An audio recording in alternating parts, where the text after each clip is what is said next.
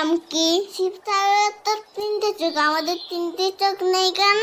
আচ্ছা এদিকে বলছি, শোন, শিবেরও 3টে চোখ আছে, আমাদেরও 3টে চোখ আছে, কিন্তু সেটা তুই দেখতে পাচ্ছিস না, কারণ তোর কপালের মধ্যে লুকিয়ে আছে। তুই এক কাজ কর, এই চিনিটা নে, বারবার কপালে ঘষ, দেখবি আস্তে আস্তে চোখটা বেরিয়ে আসছে।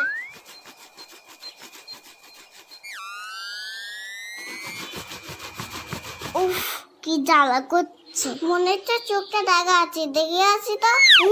এখনো দাগা যাচ্ছে না, মনে হয় আরো বসতে হবে।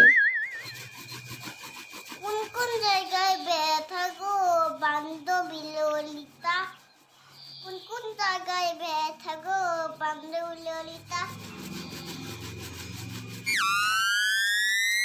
বাবান, এই বাবান, এ কি আঁকাবাদ দিয়ে কি করছিস এসব? ও মা, দেখো তো আমার কপালের চোখটা দেখা যাচ্ছে কিনা। কি অবস্থা করেছিস কপালটার? কেন এইসব বাদজামা করেছিস বল?